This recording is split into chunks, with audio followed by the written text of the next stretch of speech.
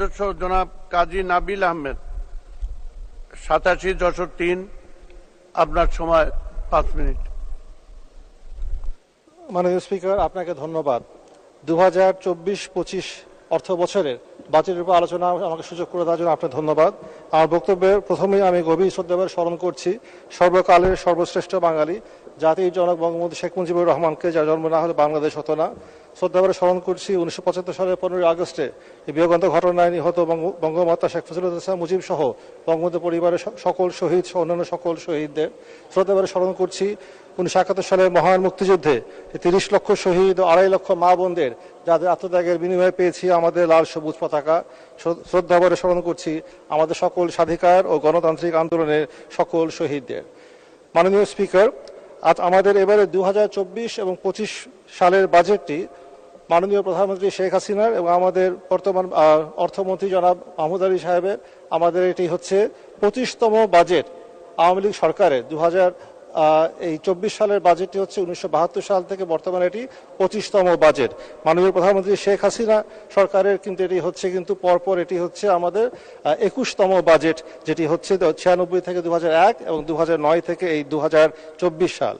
Budget হচ্ছে এমন একটি বিষয়, কেবলমাত্র একটা ইনকাম স্টেটমেন্ট নয়, এখানে কিন্তু হচ্ছে আমাদের পয়েন্ট অফ প্রিন্সিপাল থাকে। আমাদের সরকারের যে নীতি, সরকারের যে আদর্শ, আমাদের ইলেকশন ম্যানিফেস্টোতে যা থাকে তারই কিন্তু প্রতিফলন ঘটে কিন্তু আমাদের এই বাজেটে। আমাদের বর্তমান যে বাজেট প্রণীত করা হয়েছে 24-25 সালে, এই বাজেটটি করা হয়েছে অত্যন্ত সুবিবেচনা থেকে। আমাদের বর্তমানে বৈশ্বিক পরিস্থিতি আছে, যে বৈশ্বিক পরিস্থিতি সারা পৃথিবীতে মোকাবেলা করছে।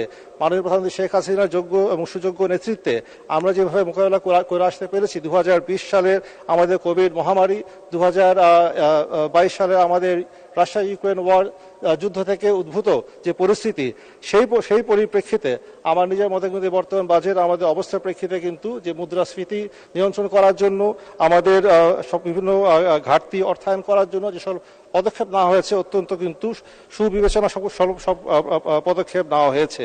এখানে বলা উল্লেখযোগ্য যে আমাদের বাজেটটা কিন্তু নেওয়া হয়েছে কিন্তু একটি সংকোচনমূলক বাজেট, অর্থাৎ কন্ট্রাকশনারি মনিটারি পলিসি এখানে কিন্তু গ্রহণ করা হয়েছে, যেন আমরা মূল্যস্ফীতিকে যেন আমরা নিয়ন্ত্রণ করতে পারি।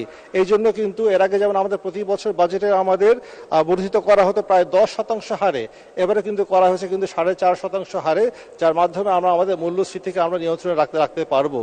একইভাবে কিন্তু আমাদের আরো অনেকগুলো পদক্ষেপ নেওয়া হয়েছে এই বাজেটে, যেগুলো আমার কাছে মনে হচ্ছে অত্যন্ত গুরুত্বপূর্ণ। যেমন যদি বলি, আমাদের বরাদ্দ ক্ষেত্রে আমাদের যেসব কাজগুলো করা হয়েছে, তার মধ্যে যেমন হচ্ছে যে মূল্যস্ফীতি নিয়ন্ত্রণকে গুরুত্ব দিয়ে সংযুক্ত বাজেটের পাশাপাশি যে পদক্ষেপের মধ্যে নিত্য প্রয়োজনীয় পণ্যের অগ্রিম কর হার অর্ধেক করা হয়েছে, বাজেটের অন্যতম একটা পজিটিভ দিক। যেমন চাল, ডাল, আমাদের আলু, পেঁয়াজ সহ 30টি নিত্য পণ্যের উপরে 2% বদলে 1% কিন্তু আমাদের করা হয়েছে। এর ফলে মূল্যস্ফীতিতে ভুগতে থাকা মানুষরা স্বস্তি পাবেন। একইভাবে কিন্তু আমরা দেখতে পাই আমাদের যে এডিপিতে কিন্তু এবারে প্রথমবারের মতো আমাদের শিক্ষা এবং স্বাস্থ্য খাত কিন্তু উঠে এসেছে কিন্তু সর্বোচ্চ 5টি খাতের মধ্যে।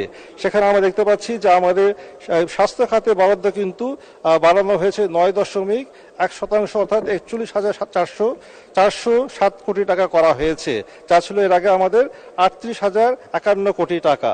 একইভাবে কিন্তু আমাদের সারা সামাজিক নিরাপত্তা বেষ্টনীর যে বলয়গুলো আছে, সেখানে যে আমাদের যে ব্যয় করা হচ্ছে তাও কিন্তু বৃদ্ধি করা হয়েছে 10,000 কোটি টাকা।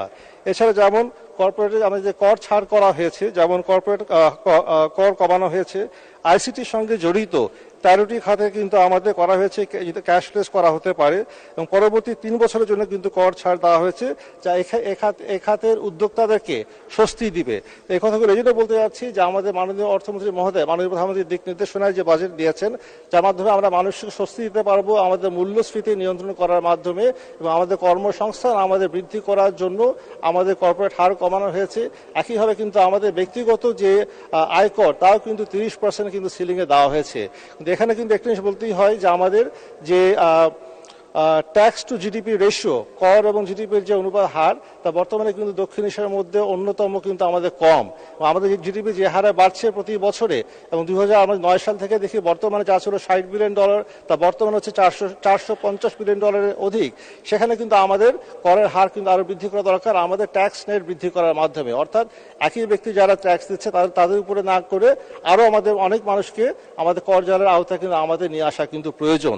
সেখানে কিন্তু আমাদের দেখতে হবে এটা যেন আমাদের পলিসিটা যেন রিগ্রেসিভ না হয়, অর্থাৎ যারা নিম্ন আয়ের মানুষ তাদের উপর যেন করের হার বোঝা যেন বেশি আমাদের না যায়। এটা করার জন্য কিন্তু আমাদের বর্তমানে যে আমাদের ভ্যাট পলিসি আছে, আমাদের অন্যান্য যে আমাদের সেলস ট্যাক্স গুলো আছে, এগুলো কিন্তু আমাদের সুসময় করা প্রয়োজন। এবং সেখানেও কিন্তু আমরা দেখতে পাবো যে আমাদের অনেক জায়গাতে কিন্তু আছে, যেমন যে আমাদের অনেক জায়গাতে আছে যেমন প্যাকেজ ভ্যাট চালু করা আছে, সকল জায়গাতে কিন্তু সকল যে পয়েন্ট অফ সেলস আছে সব জায়গাতে কিন্তু আমাদের প্রয়োজন কিন্তু বিভিন্নভাবে আমাদের এই যাতে আমরা প্রত্যক্ষভাবে যেন ভ্যাট আমরা কালেকশন করতে পারি এবং সেটা সঠিক যেন পরিসংখ্যান আমাদের কাছে যেন থাকে। তো এখানে আমাদের আমি মাননীয় স্পিকার আপনাকে জানাতে যাচ্ছি যে আমাদের অর্থমন্ত্রী মহোদয় বর্তমানে যে কনস্ট্রেন্টের মধ্যে যে কাজ করতে হচ্ছেন, সেখানে আমাদের IMF থেকে শুরু করে ওয়ার্ল্ড ব্যাংক থেকে শুরু করে আমাদের বিভিন্ন আন্তর্জাতিক সংস্থা যারা আছে, তারা মাননীয় প্রধানমন্ত্রী শেখ হাসিনা সকল বিভিন্ন পদক্ষেপে তারা কিন্তু স্বাগত জানিয়েছে।